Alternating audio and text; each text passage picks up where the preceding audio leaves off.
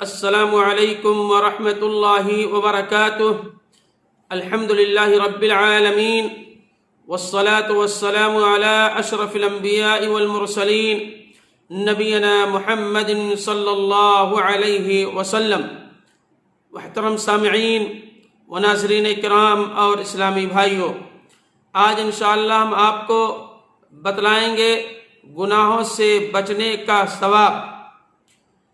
سیدنا نواس بن سمعان رضی اللہ تعالیٰ عنہ سے روایت ہے، وہ کہتے ہیں کہ میں نے اللہ کے حبیب جناب محمد رسول اللہ صلی اللہ علیہ وسلم سے گناہ کے بارے میں پوچھا تو آپ صلی اللہ علیہ وسلم نے ارشاد فرمایا، الاسم ما حاک فی صدرک وکرہت ان یطلع علیہ الناس۔ رواہ مسلم۔ مسلم شریف کی یہ روایت ہے، حدیث نمبر 6516 نمبر۔ گناہ وہ ہے جو تمہارے دل کے اندر کھٹکے اور تمہیں پسند نہ ہو کہ لوگوں کو اس کی اطلاع ہو جائے، لوگوں کو اس کی خبر ہو جائے۔ اور اسی طریقے سے گناہ چاہے وہ ظاہری طور پر ہو چاہے وہ باطنی طور پر ہو، یکسر ہمیں اور آپ کو چھوڑ دینا چاہیے۔ ان دنیا کا کوئی بھی شخص ہے، گناہ اگر کر رہا ہے، چاہے وہ ظاہری طور پر ہو یا باطنی طور پر ہے، ہر انسان کو گناہ چھوڑ دینا چاہیے۔ جو لوگ گناہوں سے تائب ہو جاتے ہیں، جو لوگ گناہوں سے توبہ کر لیتے ہیں، استغفار کر لیتے ہیں، اللہ تبارک و تعالی نے ان کے گناہوں کو بھی نیکیوں میں بدل دیتا ہے۔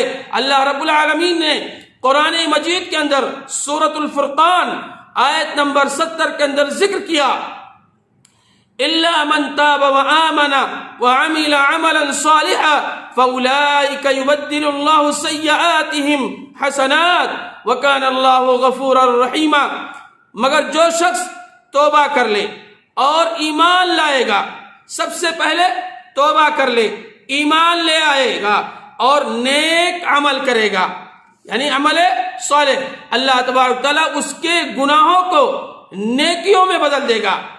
اور اللہ رب العالمین بڑا معاف کرنے والا اور بے حد مہربان ہے۔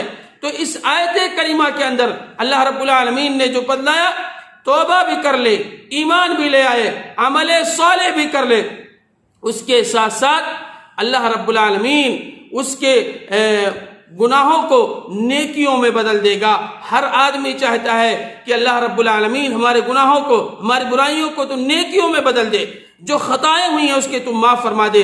تو ہمارے لیے ضروری ہے کہ ہم اور آپ توبہ اور استغفار کریں۔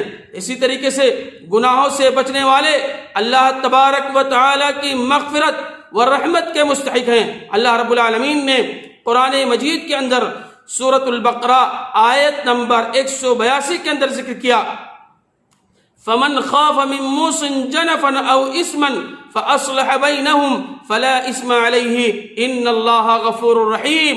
ہاں، اگر کسی کی وصیت کرنے والے کی طرف سے جانبداری کی یا گناہ کا ڈر ہو، اس لیے اگر کوئی شخص رشتہ داروں کے درمیان صلح کرا دے تو ایسا کرنے والے پر کوئی گناہ نہیں ہے۔ بے شک اللہ رب العالمین مغفرت کرنے والا اور رحم کرنے والا ہے۔ یہاں جنفن اور اسمن، اس سے مراد کیا ہے؟ جنفن سے معنی مائل ہونا، مطلب یہ ہے کہ غلطی یا بھول سے کسی رشتہ دار کی طرف زیادہ مائل ہو کر کے دوسروں کی حق تلفی کرے، اور اسمن سے مراد جو ہے جان بوجھ کر کے ایسا کرے۔ اور دوسرا معنی یہ آتا ہے کہ گناہ کی وصیت کا بدلنا، جس کا بدلنا اور اس پر عمل نہ کرنا ضروری ہے۔ اس سے معلوم ہوتا ہے کہ وصیت میں عدل و انصاف کا اہتمام ضروری ہے۔ وصیت کے اندر عدل کرنا، انصاف کرنا، یہ بے حد کیا ہے؟ ضروری ہے، ورنہ دنیا سے جاتے جاتے بھی ظلم کا ارتکاب اس کے اخروی نجات کے نقطۂ نظر سے سخت خطرناک ہے۔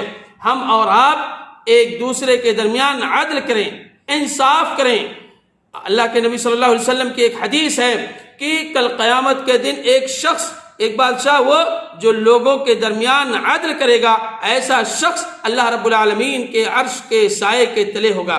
تو میرے بھائیو، ہم اور آپ لوگوں کے درمیان عدل کریں، انصاف کریں، اور اس کے ساتھ ساتھ کہ ہم گناہوں سے بچ جائیں اور اپنے رب سے توبہ اور استغفار کریں۔ اللہ رب العالمین سے دعا ہے، الہ العالمین ہم تمام مسلمان بھائیوں کو تو گناہوں سے بچا لے۔ الہ العالمین تو ہمیں ماضی کے اندر جو غلطیاں سرزد ہوئی تو اسے معاف فرما دے۔ الہ العالمین ہم میں سے جن کے والدین اس دنیا سے جا چکے ہیں، الہ العالمین تو ان کی قبروں کو تو روشنی سے بھر دے اور انہیں جنت الفردوس کے اندر جگہ عطا فرما۔ الہ العالمین ہم میں سے جن کے والدین زندہ ہیں تو ہمیں توفیق دے، ہمیں ہدایت دے کہ اپنے والدین کی زیادہ سے زیادہ خدمت کر کے اپنے آپ کو جنت کا مستحق بنا لے۔ ربنا تقبل منا انک انت السمیع العلیم وتب علینا انک انت التواب الرحیم۔ السلام علیکم ورحمۃ اللہ وبرکاتہ۔